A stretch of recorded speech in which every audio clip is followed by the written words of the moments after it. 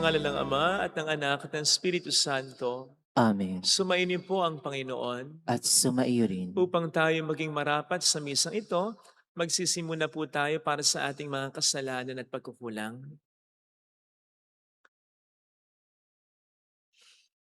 Tayo pong lahat, inaamin ko sa Sa makapangyarihang makapangyarihang Diyos Diyos at at sa sa inyo iyong mga mga kapatid, kapatid, na na lubha lubha akong akong nagkasala nagkasala sa sa isip, isip, sa sa salita salita at at sa sa gawa gawa, at at sa sa aking aking pagkukulang. pagkukulang. Kaya Kaya sinasamo sinasamo ko ko sa sa mahal mahal na na Birhen Birhen Maria, Maria, sa sa lahat lahat ng ng mga mga anghel anghel at at mga mga banal, banal, at at sa sa iyong inyo mga mga kapatid, kapatid, na na ako'y ako'y ipanalangin ipanalangin sa sa Panginoong Panginoong ating ating Diyos. Diyos. Kaawaan tayo ng mapagmahal na Diyos, patawarin sa ating mga sala, at patnubayan hanggang sa buhay na walang hanggan. Amen. Panginoon, kaawaan mo kami. Panginoon, kaawaan mo kami. Kristo, kaawaan mo kami. Kristo, kaawaan mo kami. Panginoon, kaawaan mo kami. Panginoon, kaawaan mo kami. Yumuko tayo, maaaring ibulong sa Panginoon ang ating intensyon. Igdasal natin, iadya tayo ang ating bayan sa malakas na lindol. Igdasal natin ang mga tumutulong sa ating simbahan. Pagdasal natin ang mga nagpapamisa at ang mga kasama natin ngayong nagsisimba, lalo na ang mga may sakit at gayon din ang mga nag-aalaga sa kanila.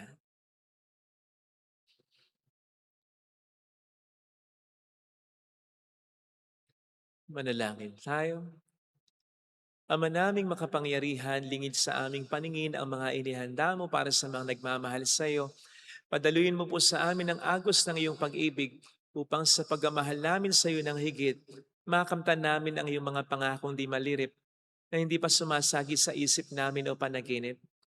Nililug namin ito sa pamamagitan ni Jesucristo. Kasama ng Espiritu Santo magpasa walang hanggan. Amen. Ang salita ng Diyos mula sa aklat ni Propeta Ezekiel. Sinabi sa akin ng Panginoon, "Tao, sabihin mo sa pinuno ng Tiro na ito ang ipinasasabi ko sa kanila. Sa iyong kapalaluan ay sinabi mong isa kang Diyos. Nakaluklok kang parang Diyos sa gitna ng karagatan. Bagamat ang totoo'y hindi ka Diyos kundi tao lamang. Pinipili mong abutin ang isipan ng isang Diyos. Akala mo'y matalino ka pa kay Daniel. Akala mo'y alam mo ang lahat ng bagay, kahit paanong lihim. Sa dunong mo't kaalaman ay nagkamal ka at nakapagbunton ng pilak at ginto. Sa iyo ngang nalalaman sa larangan ng kalakal, patuloy na lumaki ang iyong kayamanan. Dahil dito, naging palalo ka. Kaya naman, ito ang ipinasasabi ng Diyos na Panginoon. Pagkat pilit mong ipinapantay sa Diyos ang sarili, ipalulusob kita sa pinakamalupit na kaaway sa daigdig. Wawasakin nila ang lahat ng ari-arian mo na pawang kinamtan sa tusong pamamaraan. Iuhulog ka niya sa lalim na walang hanggan. Papatayit, ihagis sa pusod ng dagat.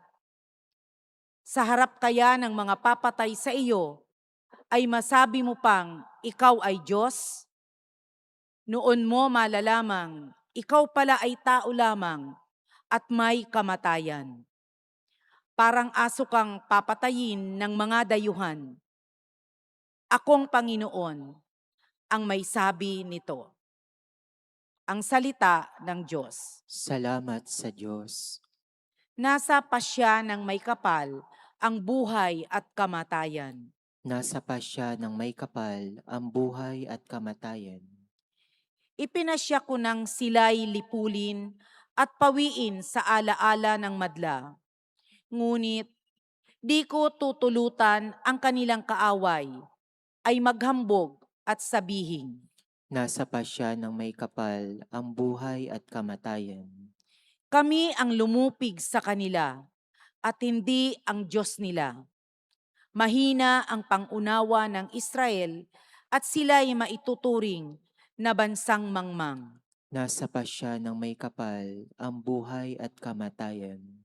Paanong ang 1,000 ay matutugis ng isang tao at mapipigilan ng 2 ang 10,000? Sila'y pinabayaan ng Diyos na poon, itinakwil na sila ng kanilang dakilang Diyos. Nasa pasya ng may kapal ang buhay at kamatayan. Darating ang araw ng aking paniningil at paghihiganti, hanggang sa sila'y humapay at mabuwal, pagkat ang wakas nila ay malapit na. Ililigtas ng poon ang kanyang bayan. Siya'y mahahabag sa mga naglilingkod sa kanya. Nasa pasya ng may kapal ang buhay at kamatayan.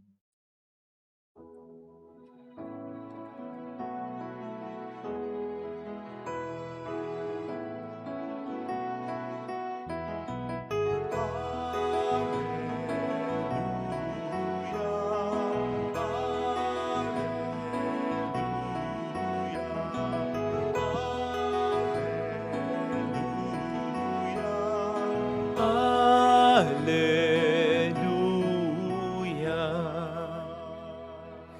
Sumainyo ang Panginoon. At sumaiyo rin. Ang mabuting balita po ng Panginoon ayon kay San Mateo. Papuri sa iyo, Panginoon. Noong panahong yon, sinabi ni Jesus sa kaniyang mga alagad, "Sinasabi ko sa inyo, napakahirap mapabilang ang mayayaman sa mga pinaghaharian ng Diyos.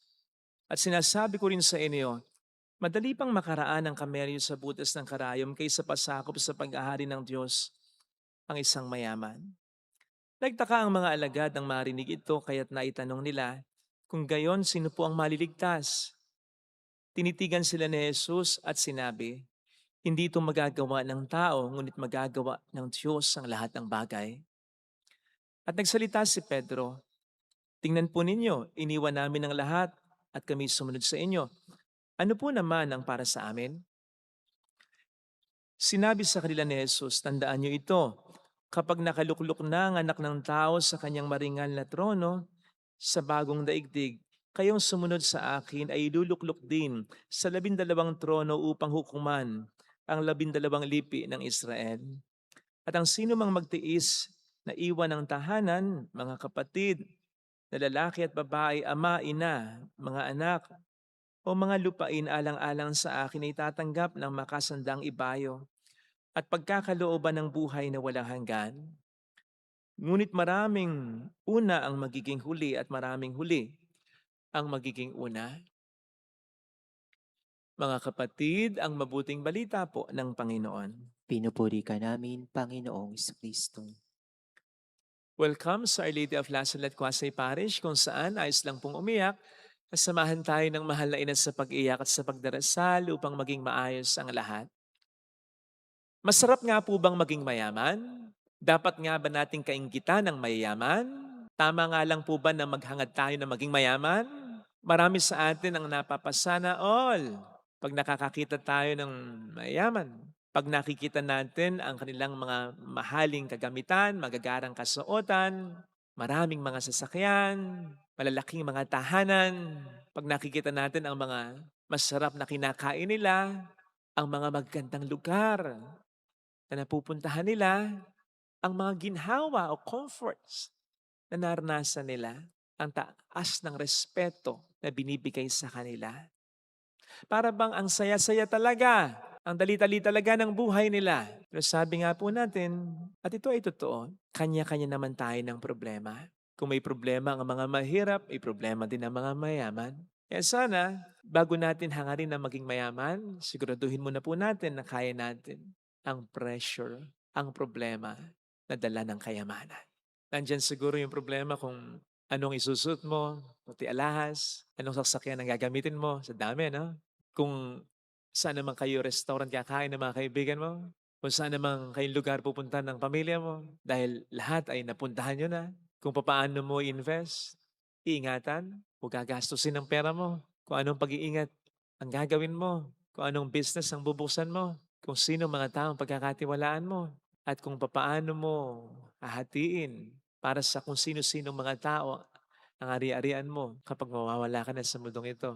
Mahirap din ano? But of course, pwede nating sabihin, Father, hindi problema yan. Pwede ko pa nga ma-enjoy yung mga problema yan kung ako'y magiging mayaman.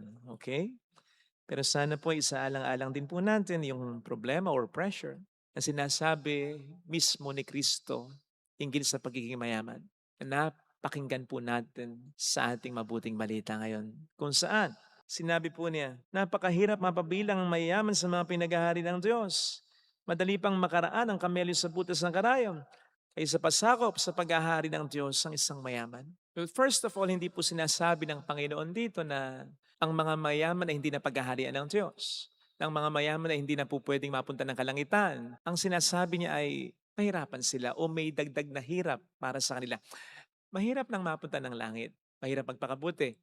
Pero mas nagiging challenge kapag nandoon ang sobrang yaman. Ito po ay sinabi ng Panginoon matapos siyang tanggihan ng isang binatang mayaman na sinabihan niyang ipagbili ang lahat ng ari-arian nito at ibigay sa mga mahirap ang pinagbilhan bilang tugon sa tanong nito kung ano pang dapat nitong gawin upang magkaroon ng buhay na walang hanggan. Sa makatwid, pinagpalit ng binatang ito, ang inaalok ni Kristo sa kanyang buhay na walang hanggan para sa kanyang kayamanan. Kaya nasabi ng Panginoon ang statement na ito upang warning na rin tayo sa panganib na naibibigay ng kayamanan sa buhay ng tao. Hindi naman po kasi talaga masama ang pera o kayamanan, lalo pat kung ito'y sa tamang paraan na kukuha.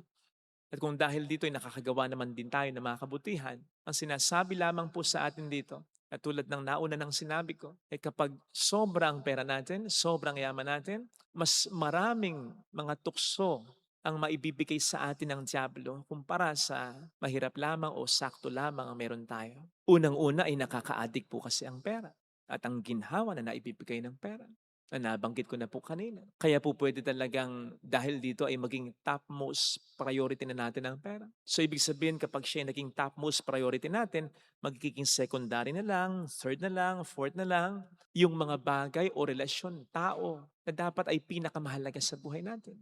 Kung papaanong kapag marami din po tayong pera. Sabi ko nga kanina, mas maraming temptasyon. Kasi mas madali nang gumawa ng paraan para magkasala. Bukod pa sa nandoon ang isipan na kung mahuli man o kung magka-problema man ay magagawan mo ng paraan dahil sa iyong kayamanan. On top of this, and in relation with this, pwede nating maisip na kaya natin ang lahat, na hindi natin kailangan ang sino man o ano man kapag tayo sobra na lang yaman. Batay sa ating karanasan, alam natin yan, mas madaling maramdaman ang pangangailangan ng Diyos kapag tayo ay wala, pag wala tayong ibang maasahan. So conversely, pwede rin nating maramdaman na hindi natin kailangan ng Diyos kapag sobra na ang ating yaman. Hindi naman po natin kailangan sabihin, ni isipin, hindi ko na kailangan ng Diyos. Marami na akong pera. Kasi hindi natin gagawin dahil alam naman natin kailangan natin ng Diyos. Pero po pwede po natin itong maisabuhay nang hindi natin nalalaman. Kung dahil na nga po sa pera ay hindi na natin nararamdaman na kailangan natin siya. Unti-unti, hindi na tayo magdarasal, hindi na tayo magsisimba. Magsimba man tayo, magdasal ay mechanical na lang. Wala na yung intimacy. Magawa na lang dahil obligasyon na lang o para maging maganda na lang ang pakiramdam. Unti-unti pati ang mga paggawa natin ng mabuti, hindi na natin pagbubutihan o pagbutihin naman natin ay parang lamang for recognition ang sarili natin. Ingatan po natin na tayo magkaganyan. Katulad nung hari ng Tiro sa ating unang pagbasa na napakinggan. So much so na ang kanyang sarili ay tinuring niya parang Diyos-Diyosan. Hindi po tama yan. Ibabagsak tayo ng Diyos pag tayo nagaganyan. Kaya mag-ingat po tayo kung mayaman na tayo or kung naghahangad tayo na maging mayaman sa mundong ito. We always think and say na hindi naman intrinsically masama ang pera. Yung labis na pagpapahalaga o pagmamahal sa pera, yun ang masama. Totoo yun sapagkat yun talaga ang sinasabi ng Biblia. Pero kung minsan, ginagawa na lamang po nating excuse ito sa ating labis na paghahangad ng pera, which in itself ay kasalanan na. kahit na wala pa tayong maraming pera, yung labis ng paghahangad na tayo magkapera. Pagmamahal na din po yan sa pera. And besides, kahit na ang pera ay hindi intrinsically masama, I don't think it is spiritually neutral. Dahil mas marami pa ring hatak ang pera na tayo gumawa ng kasalanan kaysa kabutihan. Kaya po, huwag nating masyadong hangatin yan. Magsikap tayo. Itrabaho ng tama, magnegosyo ng patas, ng honest. Ibigay natin ang best natin. Pero wag nating laging hangarin, dapat yumaman ako, dapat dumami ang pera ko. Kung kalooban ng Diyos na maging mayaman tayo, darating yan. Sapagkat kung kalooban ng Diyos na maging mayaman tayo, ibig sabihin nun, alam niya, kaya natin ang pressure at ang mga temptations na ibibigay ng pera sa atin. Hindi naman kasi siya magbibigay ng blessing sa atin na hindi natin kayang i-handle. So iba ito sa mga taong pinipilit na magkaroon ng pera. Pwede namang magkaroon sila ng pera pero minsan sa hindi na natamang paraan, minsan kahit sa tamang paraan, pero dahil hindi yun ang kalooban ng Diyos sa kanila, ay nasisira din sila eventually ng pera. Kaya sige, pahalagahan natin ang pera, pero hindi sa paraan na ito ang gagawin nating pinakamahalaga. At para dito'y maisasakripisyo na natin ang mga tunay na mahalaga. Unang-una ang Diyos. Pangalawa ang kapwa natin, lalong-lalo na ang pamilya natin. Ewan ko po pero tingnan po ninyo ang ating Panginoon. Bagamat hindi naman masama ang maging mayaman, bakit ba niya hindi piniling maging mayaman? Diba? Kaya ito ay sigurado kung sinadya niya para ipakita sa atin ang katotohanan na una, hindi natin kinakailangang maging mayaman para maging tunay na masaya. Ikalawa, hindi natin kinakailangang maging mayaman para makagawa ng maraming kabutihan. At ikatlo, pwede talagang maging hadlang ang kayamanan upang hindi natin maramdaman ang pangangailangan natin sa Diyos. Pwede talagang hindi makatulong ang kayamanan. Sana mga kapatid, bagamat hindi masama ang yaman at ang paghahangad ng yaman, siguraduhin po natin nakakayanin natin ang mga challenges na maibibigay ng kayamanan. Siguraduhin natin na ito ay makatutulong at hindi makasasama sa atin. Kaya siguraduhin din po natin na sa bawat paghingi natin sa Panginoon ng kayamanan, isudlong agad natin, Panginoon, bigyan mo rin po ako ng tamang disposisyon para maging maayos ang pag-handle at paggamit ko ng kayamanan. To the point na pwede nating isudlong din kung hindi po makatutulong sa akin ang kayamanan. Panginoon, wag niyo na pong ibigay sa akin. Kahit anong pagsisikap ang gawin ko, bigyan niyo na lang po ako ng sapat o sakto. Basta wag mawala, ikaw na pinakamahalaga sa buhay ko. Ikaw na pinakatunay kong yaman sa buhay ko. Amen. Ilagay natin ang ating kanang kamay sa tapat ng ating puso.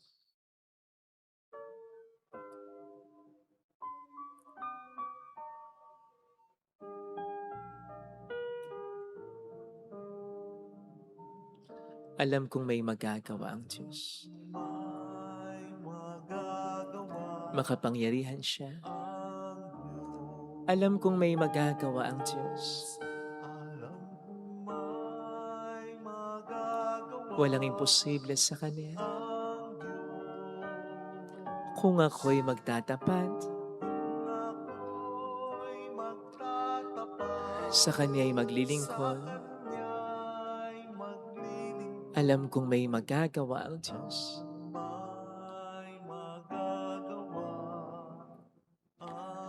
Alam kong diringgin ng Diyos ang samo ko, sapagkat anak niya ako.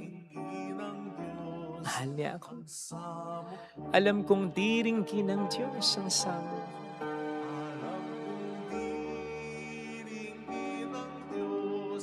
Ang samo ko, kung ako'y magtatapat, sa Kanya'y maglilingkod, alam kong diringgin ng Diyos ang samo ko. Pumikit tayo. Panginoon, magiging ipokrito ako kung sasabihin kong ayaw ko ng pera, ayaw ko ng yaman. Nakikita mo ang hinahangad ko, gusto ko. Pero tulungan mo po ako na hindi maging alipin ito. Tulungan mo ko na hindi ko maisakripisyo ang mga pinakamahalaga dapat sa buhay ko. Ikaw Gayon din, susunod sa iyo ang kapwa ko, ang aking pamilya. Tulungan mo po ako na maging ikaw ang tunay na kayamanan ko sapagkat makamtan ko man ang lahat kung wala ka, dukha pa rin ako. Hallelujah! Purihin ang Diyos. Hallelujah! Pasalamatan siya. Siya ay muling babalik sa atin. Hindi kanya iiwan. Hindi niya tayo pababayaan. Paniwalaan po natin yan. Hallelujah! Purihin ang Diyos. Hallelujah! Sa takdang panahon, babalik ang Panginoon upang tayo ay kunin. Tapat siya sa kaniyang mga pangako sa atin. Sabihin mo sa sarili mo, mayroong magandang mangyayari sa iyo. Higit pa sa inaasahan mo, sapagkat mahal ka ng Diyos, pakatandaan mo. Kung lalapit ka kay Jesus, maaring matagal, maaring maging mahirap, pero magiging maayos din ang lahat.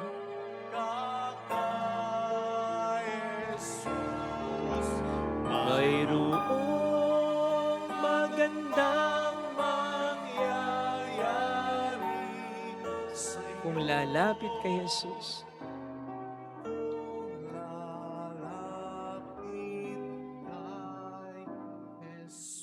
Papuri sa Ama at sa Anak at sa Espiritu Santo. Kapara na sa unang-una, ngayon at magpakailanman at magpasa walang hanggan. Amen. Pag-aalay. Salamat.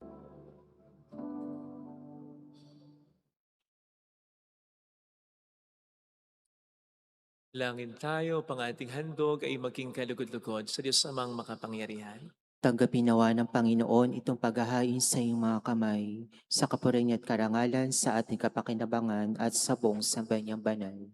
Ama naming lumikha, tanggapin mo po ang mga alay upang maganap ang pagkapalitan ng iyong kaloob at ang aming handog. Sa aming paghahain na iyong ibinigay, para kami maging marapat na iyong paunlakan, sa pamamagitan ni Yesu Kristo, kasamang Espiritu Santo magpasa walang hanggan. Amen. Sumainyo ang Panginoon. At sumaiyo rin, Itaas sa Diyos ang inyong puso at diwa. itinasa namin sa Panginoon. Pasalamatan ang poong Panginoon ating Diyos. Marapat na siya'y pasalamatan. Ama naming makapangyarihan, tunay nga pong marapat na ikaw ay pasalamatan. Nasa iyong aming buhay, pagkilos, pag-iral. Sa pamuhay namin araw-araw, tinatamasa namin ang iyong pagmamahal. Sa pag-ibig mong ipinlas ang katauhan ng Espiritu Santo, yung unang aming bigay, ng anak mong naglagak sa amin ng katiyakang nakalaang mabuhay kami sa piling mo kailanman. Kaya kaisa ng mga anghel na nagsisiawit ang papuri sa iyo ng walang humpay sa kalangitan, kami po'y nagbubunyi sa iyong kadakilaan. Santo, Santo, Santo, Panginoong Diyos ng mga hukbo, napupuno ang langit at lupa ng kadakilaan mo, o sana sa kaitaasan. Pinagpala ang naparirito sa ngalan ng Panginoon, o sana sa kaitaasan. Ama naming banal, ikaw ang bukhal ng tanang kabanalan. Kaya't sa pamamagitan ng iyong Espiritu, gawin mong banal ang mga kaloob na ito upang para sa amin ay maging katawan at dugo ng aming Panginoong Kristo.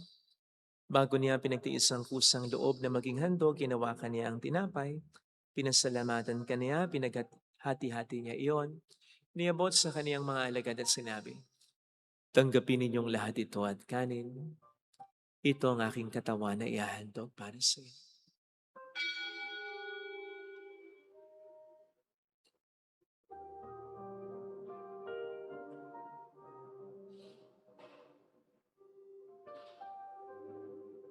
Ngayon din naman nang matapos ang hapunan, hinawakan niya ang kalis, muli kaniyang pinasalamatan. Iniabot niya ang kalis sa kaniyang mga alagad at sinabi, tanggapin ninyong lahat ito at inumin. Ito ang kalis ng aking dugo ng bago at walang hanggang tipan. Ang aking dugo na ibubuhos para sa inyo at para sa lahat. Sa ikapagkapatawad ng mga kasalanan, gawin niyo ito sa pag-alala sa akin.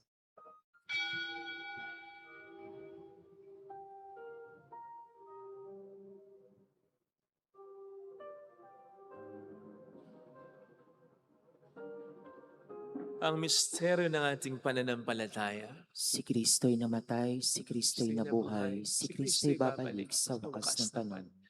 Ama, ginagawa namin ngayon ang pag-alaala sa pagkamatay at muling pagkabuhay ng iyong anak. Kaya inialay namin sa iyo ang tinapay ng buhay at ang kalis ng kaligtasan. Kami nagpapasalamat dahil kami yung minarapat na tumayo sa harap mo para maglingkod sa iyo. Sinasamo namin kami na magsasalo sa katawan at dugo ni Kristo ay mabuklod sa pagkakaisa sa pamamagitan ng Espiritu Santo. Ama, lingapin mo ang iyong simbahang laganap sa buong daigdig, puspusin mo kami sa pag-ibig. Kaisa ni Leon na aming Papa, ni Dennis na aming Obispo at ang Tanang Kaparian. Alalahanin mo po ang mga kapatid naming nahimlay nang may pag-asang sila'y muling mabubuhay, lalo na pong aming mga ipagdarasal. Sa puntong ito, alalahanin at pagdasal natin ng ating mga kapatid na yumaong.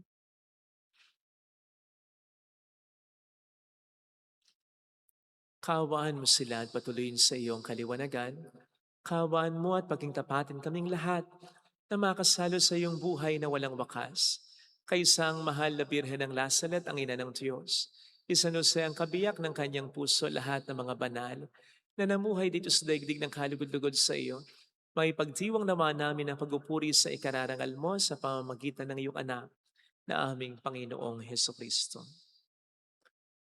Sa pamagitan ni Kristo, kasama niya at sa Kanya, ang lahat ng parangal papuri ay sa iyo, Diyos amang makapangyarihan, kasama ang Espiritu Santo magpasawalang hanggan.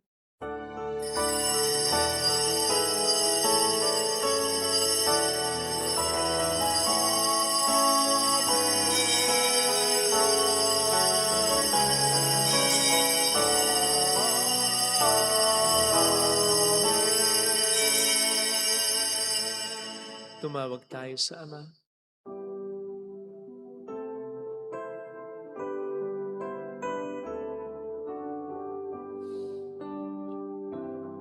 Ama namin, sumasalangit ka, sambahin ang ngalan mo, mapasa amin ang kaharian mo, sundin ang loob mo dito sa lupa para ng sa langit.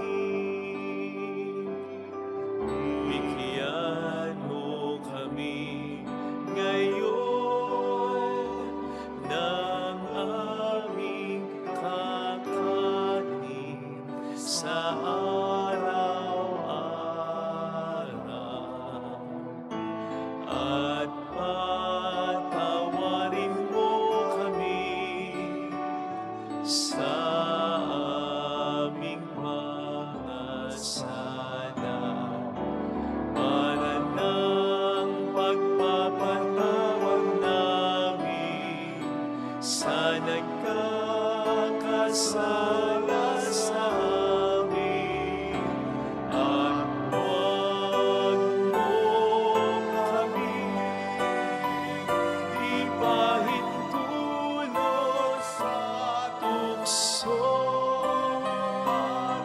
ihadya mo kami sa lahat ng masama. Niling namin kami adya sa lahat ng masama, pagkalooban ng kapayapaan araw-araw, iligtas sa kasalanan, samantalang aming pinaghahandaan ang dakilang araw ng pagpapahayag ng tagapagligtas namin sa Heso Kristo. Sapagkat iyo ang kaharian, ang kapangyarihan at ang kapurian magpakailanman. Amen. Panginoong Heso Kristo, sinabi mo noon, sinasabi mo rin sa amin ngayon, kapayapaan ang iniiwan ko sa inyo, aking kapayapaan ang binibigay ko. Tunghayan mong aming pananampalataya, wag ang aming pagkakasala. Pagkalooban mo po kami ng kapayapaan at pagkakaisa sa iyong kalooban, at sa mga Espiritu Santo magpasa walang hanggan. Amen. Ang kapayapaan ng Panginoon ay sumainyo nawang lahat. At sumaiyo rin. Magbigayan tayo ng kapayapaan sa isa't isa. Kapayapaan po. Peace be with you. Kordero ng Diyos na nag-aalis ng mga kasalanan ng sanlibutan, maawa ka sa amin. Kordero ng Diyos na nag-aalis ng mga kasalanan ng sanlibutan, maawa ka sa amin. Kordero ng Diyos na nag-aalis ng mga kasalanan ng sanlibutan, ipagkaloob mo sa amin ang kapayapaan.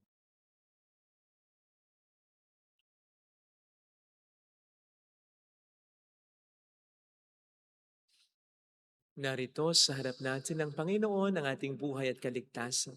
Mapalad tayong inaanaya.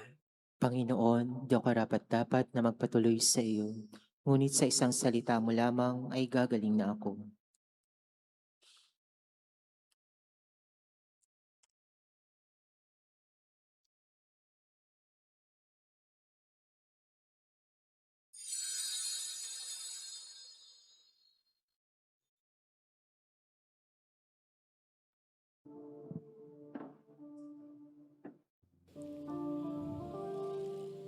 Panalangin para sa espiritual na pakikinabang. Panginoong Hesus, ako ay naniniwala na ikaw ay nasa kabanal-banalang sakramento. Iniibig kita ng higit sa lahat at ninanasa kong tanggapin ka sa aking kaluluwa. Sapagkat sa mga sandaling ito, hindi kita matatanggap sa sakramento. Tumuloy ka sa espiritu sa aking puso. Niyayakap kita na para bang naririto ka na. Inaalay ko ng buong buo ang aking sarili sa iyo. Huwag mong hayaang mawalay ako sa iyo. Amen.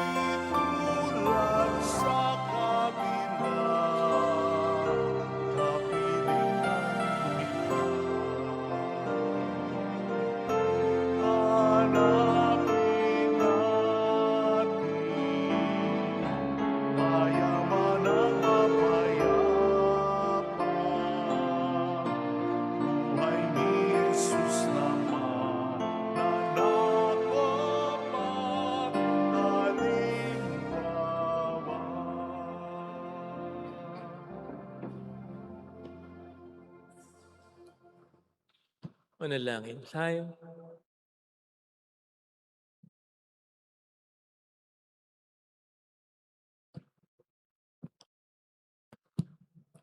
Ama naming mapagmahal, sa banal na pakikinabang si Kristo ay aming pinagsaluhan, hiniling namin kami maging katulad niya sa langit, pakundangan sa kanyang pagiging aming kaparis. Bilang tagapamagitan, kasama ng Espiritu Santo magpasa walang hanggan. Amen. Holy God, Holy Mighty One, Holy Immortal One. Have mercy on us and on the whole world. Holy God, Holy Mighty One, Holy Immortal One. Have mercy on us and on the whole world. Holy God, Holy Mighty One, Holy Immortal One. Have mercy on us and on the whole world. Jesus, King of Mercy. We trust in you. Alalahanin, Alalahanin o mahal na Birhen ng Lasalet, Ina ng pag-asa, ikaw ang nagpapaalala sa amin magbalik loob sa Ama. Ito ang nagpapatunay na ang kagandahang loob mo'y nananatiling busila. Sa pag-aaruga mo sa amin, tungkulin mo'y tinupad. Sa paanan ni Kristo'y tinuri mo kami mga tunay mong anak. Kaya ninais mo ni Isa'y huwag mapahamak, maging sa walang tigil na pananalangin, pati luhay pumatak. Huwag nawang mawala na sa isay ang iyong paghihirap.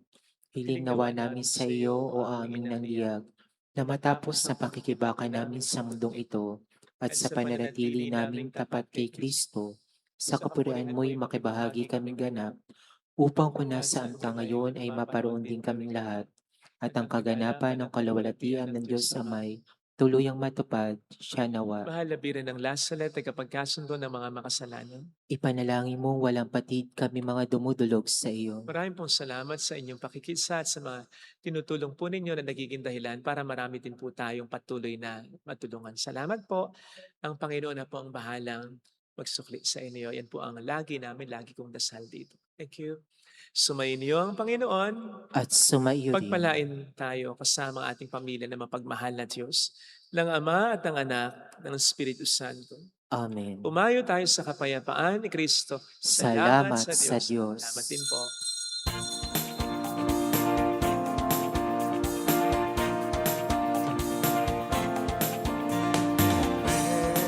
Mary, Mother of the Lord,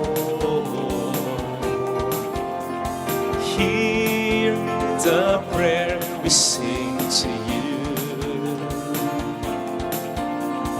Let your tears sip in our minds and hearts as once they fell at La Salette. Tell your people how to live again. Tell your people how to sing again. Tell your people how to dance again. Tell your people how to pray again. Mary, Mother of the Lord, hear the prayer we sing to you. Let your tears sing in our minds and hearts as once they fell at La Salette.